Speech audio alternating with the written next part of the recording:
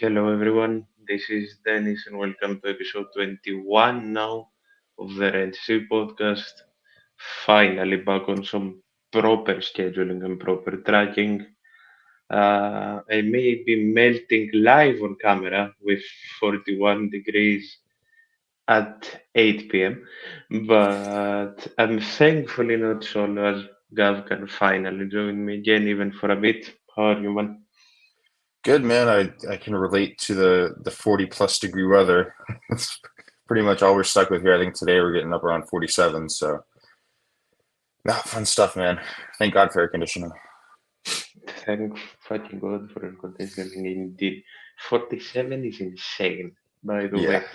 way. But yeah, knowing I've got you for just a bit, I'll get right into it and do the promoting at the end of the show. Of course, the last 2 days have been more or less overshadowed by an insane goodbye that I don't think uh, anyone ever expected to be making. So, do you want to share your thoughts on that a bit? Yeah. Probably the same as a lot of people, especially our age. Um, Maybe it's different for older Olympiacos supporters. Maybe they've seen other legends before, and so seeing another one goes might not be a big deal for them. But I mean, I'm 24, you're 20. Like we grew up with this Olympiacos and with Costa Fortuni uh, leading the way for us and being our best player and being just the heart and soul of the club. So to see him go, it's incredibly difficult for me personally.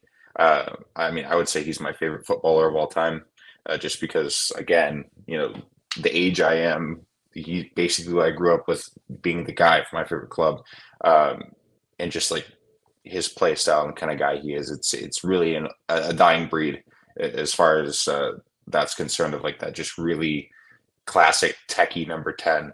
Um, so obviously it sucks to see him go. Hopefully, being the fact that he's only 32, um, should see him back at Olympiacos. I think for at least one more season to retire. I would be shocked if he doesn't finish his career here. But at the end of the day, can you really blame him going to Saudi? If anybody deserves that kind of payday, it's Costas. So obviously, wish him the best.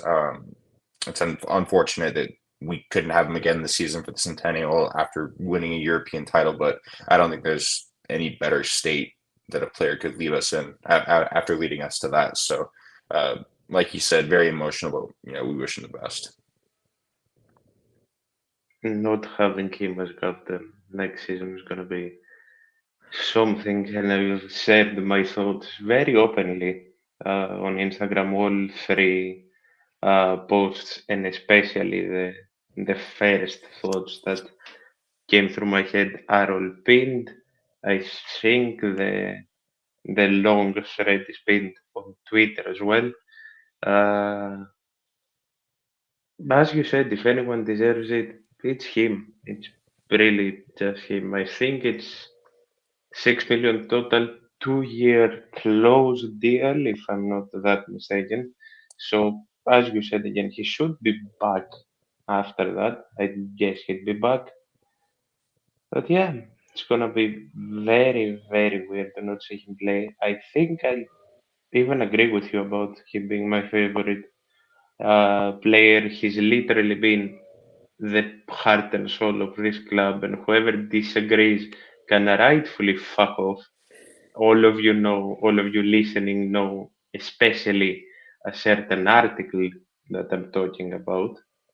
I've mentioned it for whoever is getting paid to slander Fortunis. We all know you're getting paid. Just fuck off this page, fuck off this club in general. And I don't care if I get a strike from YouTube. It's worth it. Uh, um, he's literally been the heart and soul of this club for half my life. He I, joined this club when I was 10. I was in high school when he joined. I even remember back in the day, him being like Euro 2012, like he was still with Kaiserslautern. Um, he's just it's insane. It's crazy how long he's been around, especially given the injury problems he's had. I mean, how many guys do both of their knees and have the perseverance to come back and not only come back but be an integral part of a team, or even come back from the bullshit. I forget what year that was, 2020, 2021. He was pushed down to the second team by Pedro Martins. He was stripped of his number. He was wearing the number 53 for a season. Yeah, for a useless player. I mean, just that stuff still blows my mind. Like that's probably that's a Mount Rushmore kind of player. That's kind of an American saying. One of the all-time legends. Fully. Yeah, one of the all-time legends of this club. The fact that he ever had to go through that is insane. But it shows how much he loved Olympiacos. He stuck by it. He knew that managers are temporary, but the club and the spirit of the club and the fans is permanent. And yeah, I mean, you can't say enough about him and the kind of leader he was, the kind of personality he was. Certain guys that have that sort of status in a squad tend to have a lot of ego and stuff like that. You never really saw that come through with Costa. He's kind of a quiet leader from the front. He's not going to be yelling at guys on the pitch. He's going to be leading by example. He's going to be pushing the team forward, and that's how he led. So, I mean, it's going to be difficult to replace him. I think the way that Panos Redseapodcast played towards the end of our season last season, I feel a lot more comfortable. I hope that he's the next captain, especially his performance in the final. I also just think it's very important to have a Greek Olympiacos product as your captain, if at all possible, and I think he fits that. So it'll be interesting to see how things go forward. Obviously, there's only ever going to be one Costa Fortuny. There's no replacing him. So it'll just be interesting to see what kind of shape the squad takes. Because, like you said, that's a massive gaping void that's just going to be here. I'm interested to see how we move forward as a squad.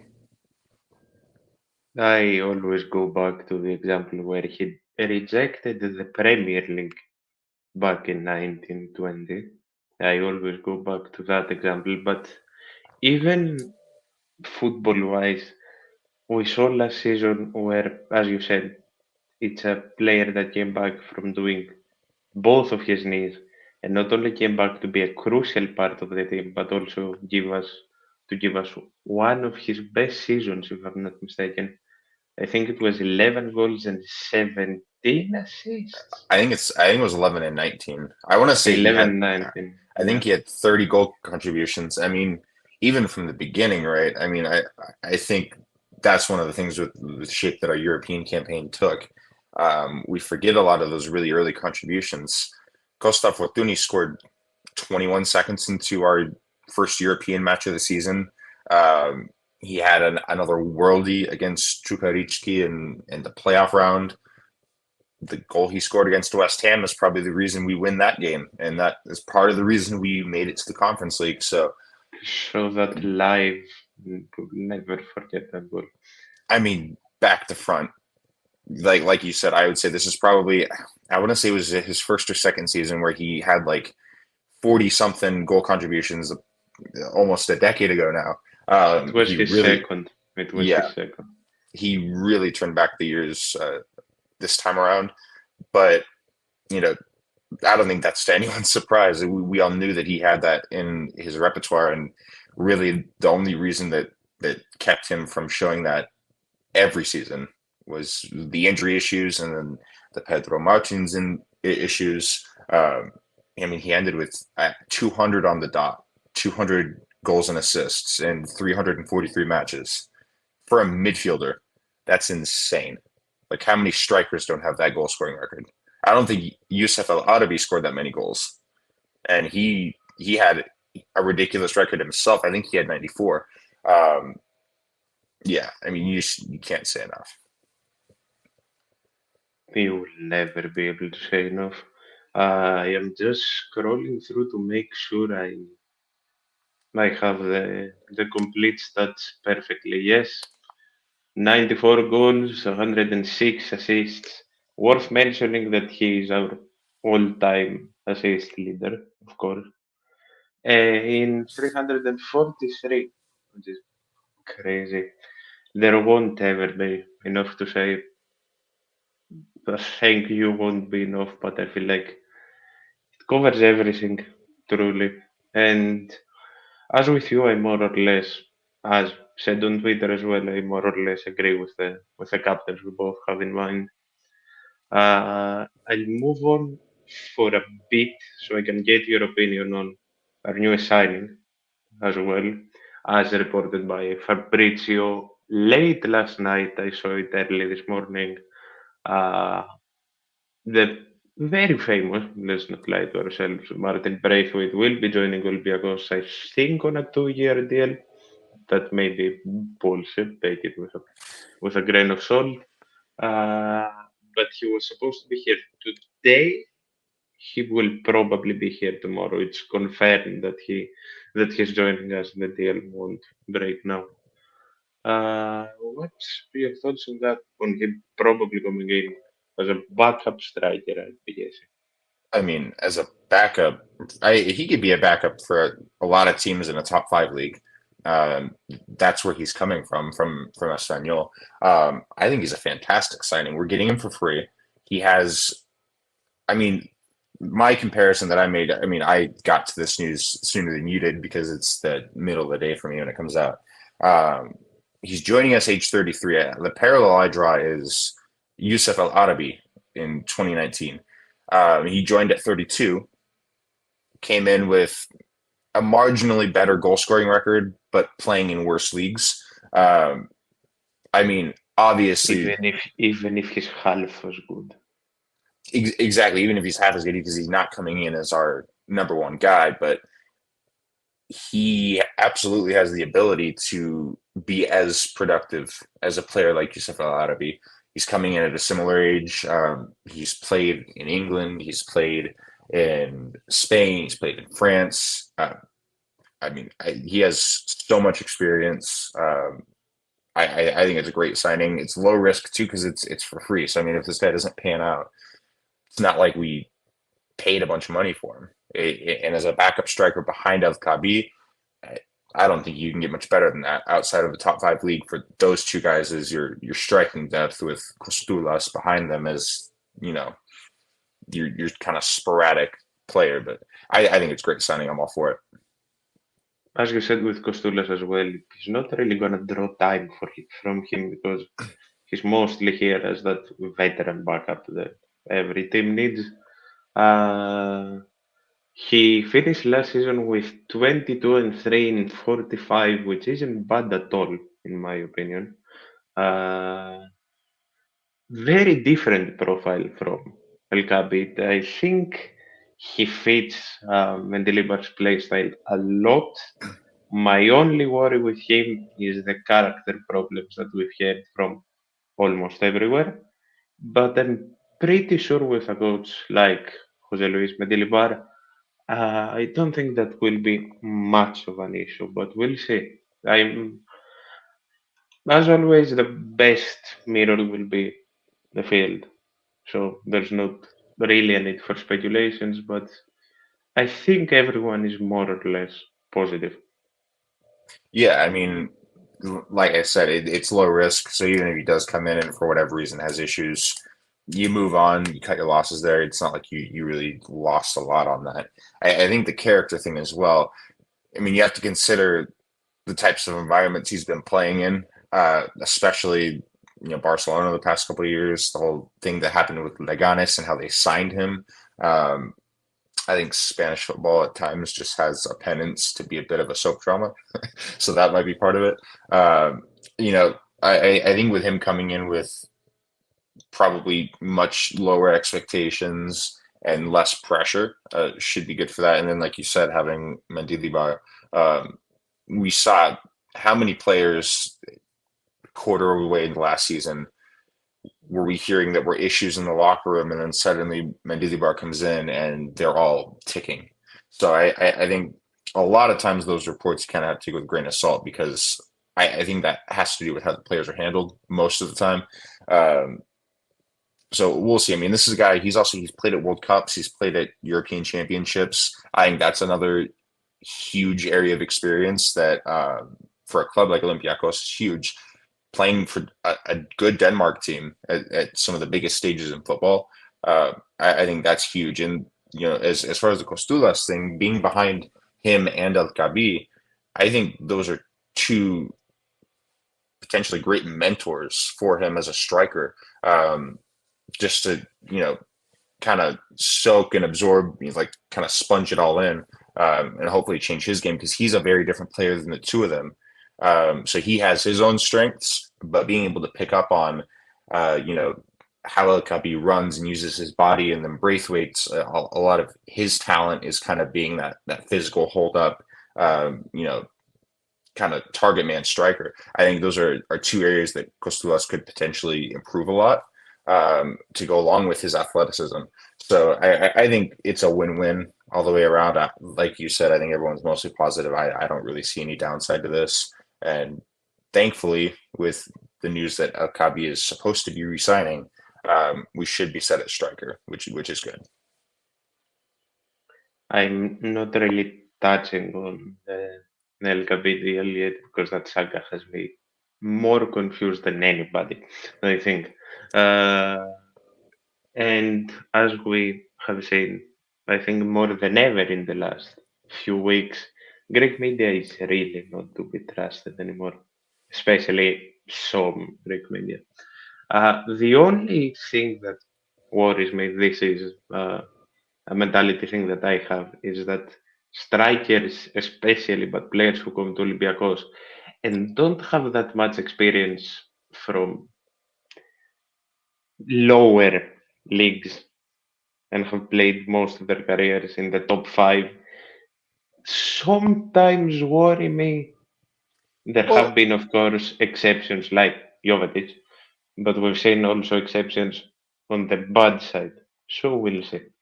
yeah, I mean, to that point, he has played in a lot of top five leagues, but last season he played in La Segunda, the second division in Spain. He's also, I think, his only experience in England is in the Championship.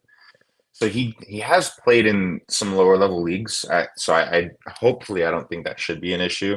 Um, and he's also getting European experience. That's one of the things that he does not have a lot of. He's played some European matches for Barcelona. He didn't play a single match in Europe until he got to Barcelona in his 30s. So you would have to think that should be a good motivator for him as well. Probably getting a lot of run in Europe. And in the Europa League as well. Yeah, I mean exactly. That's the thing for me is like I think it's good that we're kind of in that middle ground as far as not being in the Champions League. I don't think he'd be a good Champions League signing, but for Europa, I mean he should have no problem. Hopefully bagging in some goals for us against some of the teams we'll be playing. We'll see. And the last thing I want your opinion on, because I won't go for much longer either, is tomorrow's friendly, especially, but the friendlies in general as well. Yeah, I mean it's going to be interesting to see. I think Ajax for that to be your first real test run is kind of like jumping right into the fire. So it'll be interesting to see. It'll be interesting to see who we have playing. You have to think it'll be a good opportunity to see players like Staminic, Costinha.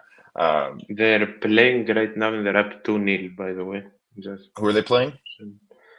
I think it's a Saudi team. I don't really know how to pronounce it. Is They it like played Al Qadisha? No, that's our. They signed Aubameyang, by the way, which is insane. They've played volley. They've lost 0-1. They played a Belgian team. They've won 4-0, and they've beat Rangers 2-1 up to now. That's the friendlies Ajax as well. I mean, that's a close game with Rangers. You'd have to think that Olympiacos is probably a slightly better team. But again, I think the issue for us is like who's going to be available. Technically, El Kabi, I don't think he's on a contract right now, so I doubt we'll see him. Obviously, the Braithwaite signing might get announced tomorrow, so I don't think he'll be playing. We'll probably be seeing Haralabos Costulas starting at striker. So Ayub is on a contract. I just think he got injured today. oh, really? I hadn't seen the club announcing this, so I didn't know if he could. The contract discussions are for 2026. He's on a contract until 25, just with a buyout of, I think, 500K. Pretty sure. See, this is where I get lost because I told all you the that reporting. this is that's why I posted I think I posted one thing about El Gabi, maybe two. It changes every day. Yeah, and that's why I keep telling people that of course you and I are just fans doing this because we want to, Yeah, but I keep telling people I wait until I post things, but they still may be wrong. I mean, it seems like the media doesn't even know what's going on half the time. So Exactly. what are we gonna do? Um, so hopefully, I mean that'd be good if he is, and we don't have to worry about re-signing him. But if he said he got injured, then he still won't be available tomorrow. So that'll be a good test for Kostulas. I think he's our only striker. I don't know who else. Masuras, maybe he could play some striker. Fucking Um, BL. I'm afraid we'll see BL. he can't lead the line for us. I mean, unless we did like a 4-3-3, but I don't. Pure speculation. We'll see. My whole point is it's going to be interesting to see who we have playing tomorrow. Hopefully, we get a look at some of these new players. I mean, there's only a few of them, but it'll be good to just kind of see what they got. Um, but yeah, I mean, it's the first game. I'm not going to put a whole lot of weight into that just because half these guys have been on vacation for the past 6 weeks or whatever it's been, and some of our other players might not even be back yet. So we'll see. I think it's a good test to have Ajax in Amsterdam. Hopefully there'll be some fans in the stadium so you can kind of get a feel for like an actual atmosphere. I'm hopefully going to be attending an Ajax game later this year, so I'll get to experience that hopefully. But yeah, it's a good test, and as we fill the squad out, we'll probably get kind of more shape to that. This is kind of where it's almost like I feel like if we had European qualifiers this season, we probably would see a lot speedier movement on the squad filling out because we would have a competitive match here in a couple weeks. If we had European qualifiers with everything going on, yeah, we'd be fucked. Yeah, maybe, but I mean, we also might have seen the club be more aggressive with signings or renewals or anything like that. So it's going to be a weird year, man.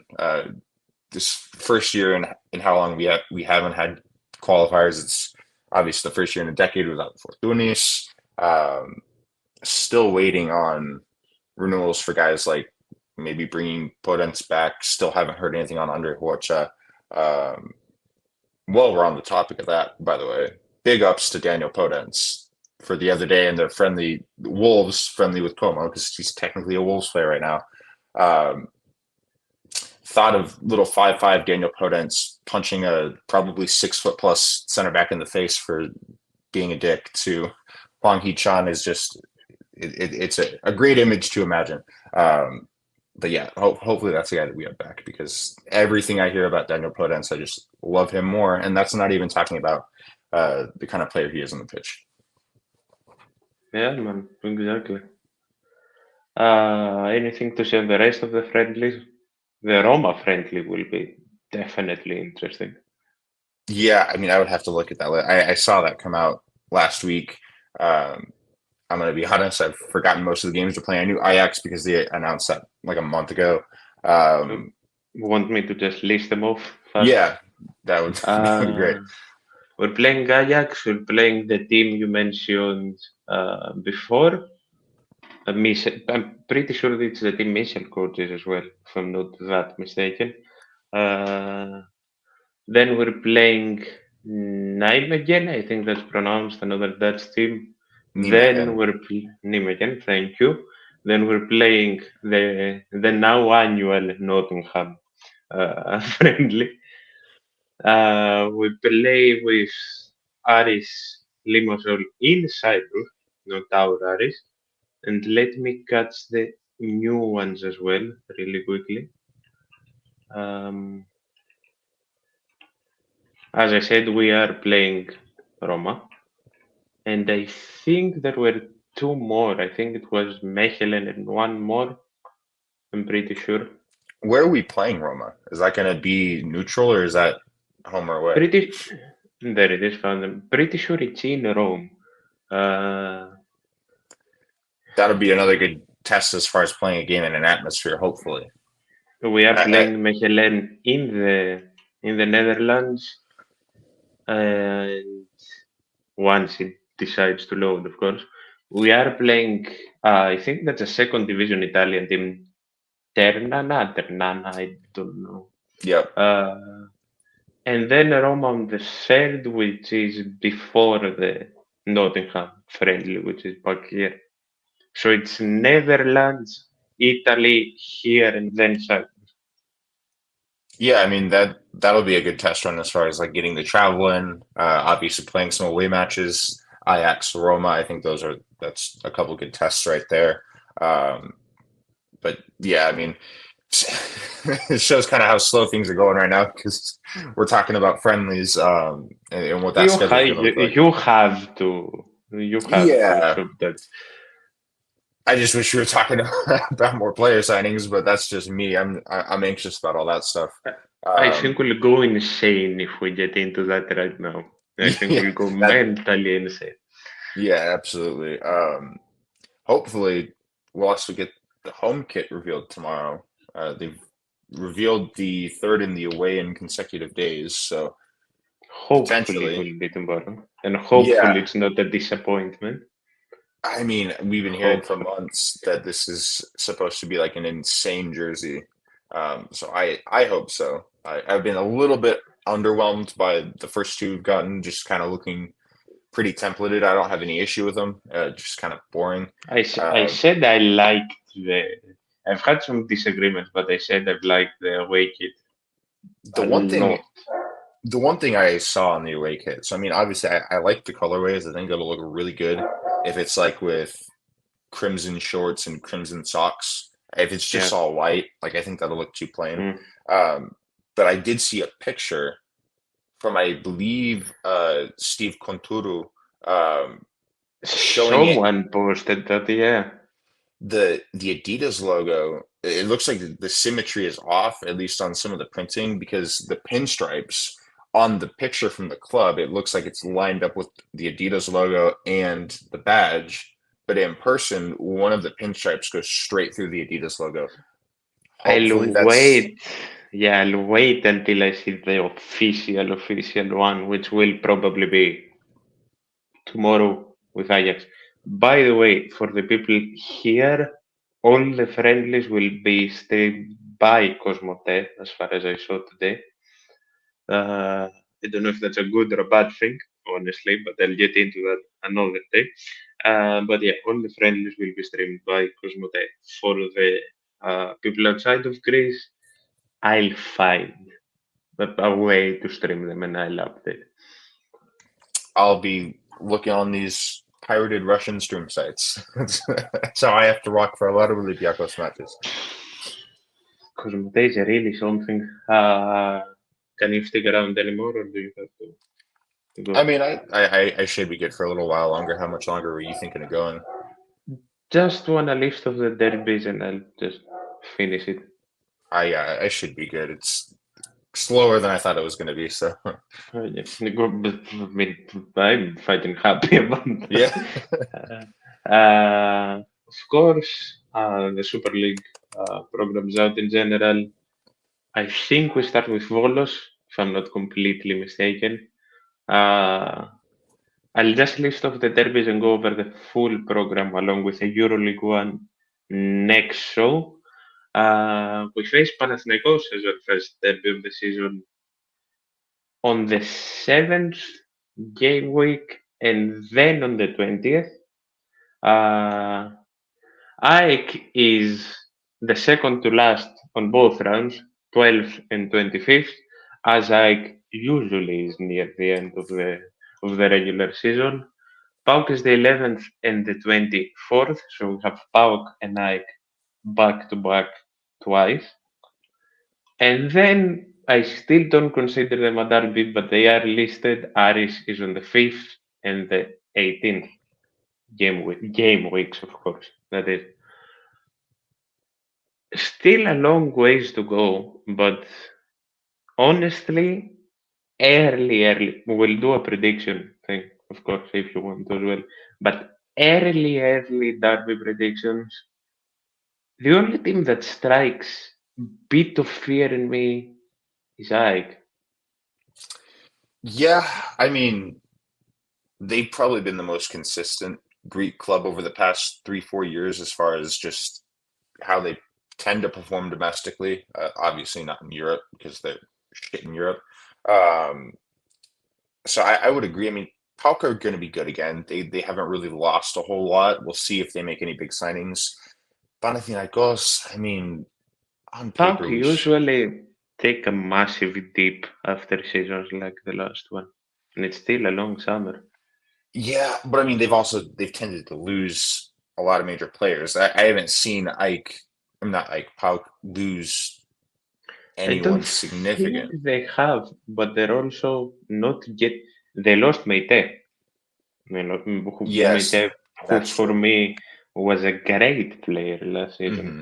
Hmm. They didn't sell Kostadelias, which for me, again, as long as the kid is happy being here, is a very good move because they are avoiding another Jolis massively. But yeah, the thing about Pauk that doesn't really worry me is that they're not getting any players either. Yeah, I mean, they'll probably be in the similar spot they were last season. I could see them finishing second, third. As far as Panathinaikos, we should be beating them, but we've said that for the past 2 or 3 years, and for whatever reason, and I think it's because they play every match against us like it's the World Cup final. There's a I reason mean, why they finish on below us in the league every season, but have more points against us head to head. It is what on it one is. hand, on one hand, I'm still of the opinion that the derby should be treated more seriously by us than they have been in the recent years. But on the other hand, it's pathetic after a point. Well, I mean, I totally agree. I hate Panathinaikos. I want to beat them 10-0 every time we play them. But like you said, for whatever reason, they take that match so much more seriously than we do. And you can see it again because they finish below us in the league every season and have more head-to-head points. It's like maybe you guys are putting too much into these two matches. I mean, I think both can be true as far as Olympiacos don't take it as seriously as they should, and Panathinaikos take it way more seriously than they should. So that'll be interesting. I mean, like you said, it's way too early. A lot of these teams still have a lot of squad movement. Olympiacos is So do no we, different. I'd hope, yeah. Yeah. So I mean, you would hope that we're still going to improve a decent amount. Hopefully, we'll get players like Podence back at least. I mean, I'd love to get Andre Horta back too, but who knows at this point? Um, it's just, yeah. I mean, I think these are predictions that we probably won't be able to accurately make until probably mid-August, because by that Yeah, point, well, most teams will be see, set. season starts on the 17th, if I'm not that mistaken. We'll make them around then. Yeah. Um, but we'll see. The other thing we could potentially touch on is the new format, which personally I'm a fan of for the playoffs. I don't know about you. Are you? This I'm is the thing. I'm really confused. I like that the main championship group is just the four teams. Um, I mean, the past couple years, I mean, having teams like Lamia should not be anywhere near that. Um, and I think the biggest issue with the league and how competitive it is, um, I think expanding the promotion and the league size is good because the fact that only one, you know, second division team comes up every season guaranteed is ridiculous. No, now it is two. Now it's two. The from this year onwards, it was two guaranteed because Califea and Levadiakos came up. No. Yeah, well, I mean, what I'm saying is the past few years has been one Yeah, team yeah, and a yeah. one playoff team. I think that's going to help the middle part of the league, and I think it's going to encourage more teams in the second division to actually invest and try to be competitive. Um, and I think this format will do the same as well.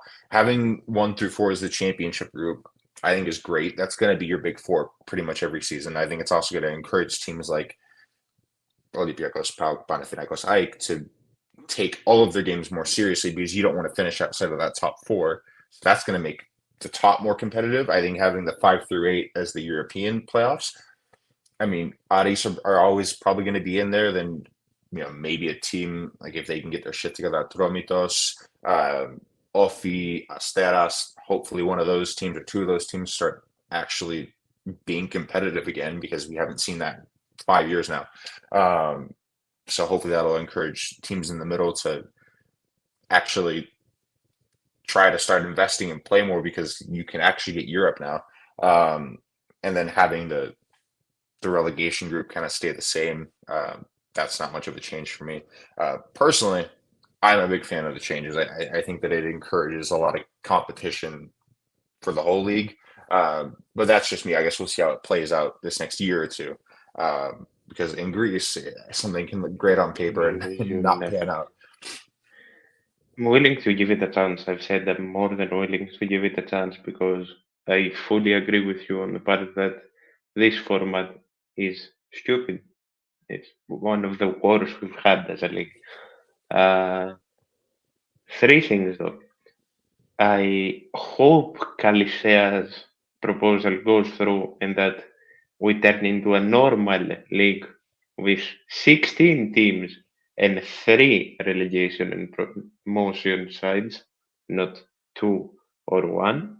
And secondly, why can't we just be a normal league in the sense where the season just goes 30 odd games, however it may be, and everyone plays with everyone?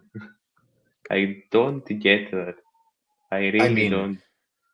we have monkeys with symbols running all of Greek football. It's not like that just for the club level. I mean, like we have with the national team.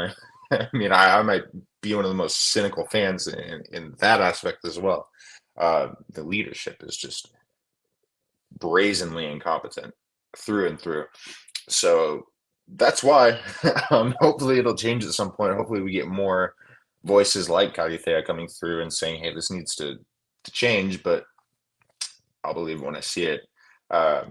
Greece doesn't tend to inspire hope in progress when it comes to a lot of kind of bureaucratic things like this. I really like Califia, honestly. I really like what they're doing. I think it's the first modern football team. Am I okay? You kind of cutting out a bit. I kind of lost you at like the first modern football team.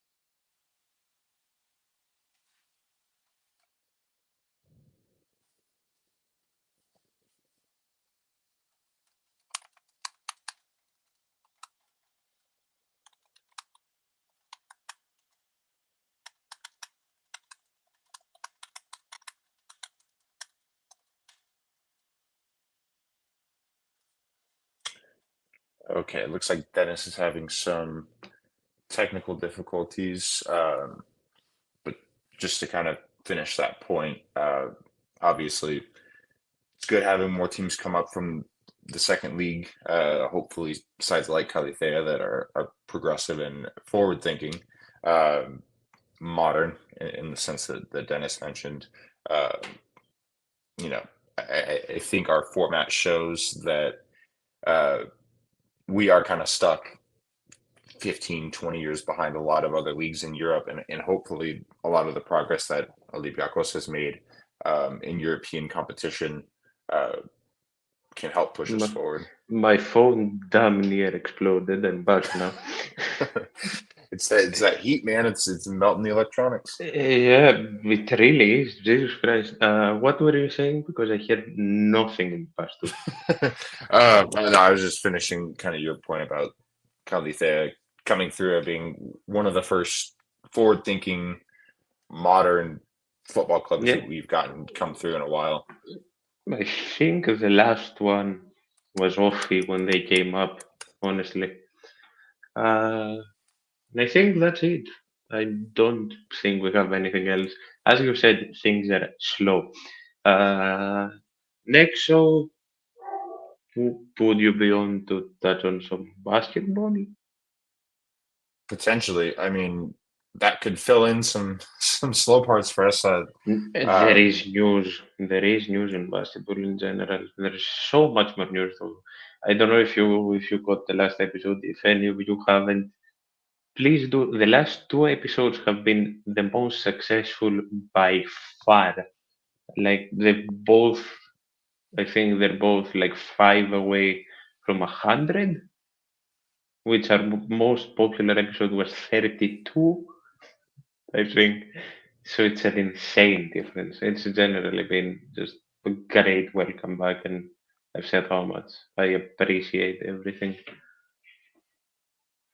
But yeah, I think that's about it for today. Thank you for joining me once again. Yeah, And absolutely. I'm glad I was may able to work out, and the coast was mostly clear for made a very slow episode interesting, honestly. me. And I think I'll finish it off. So thank you everyone as always. And we'll see you in the next one. See you guys.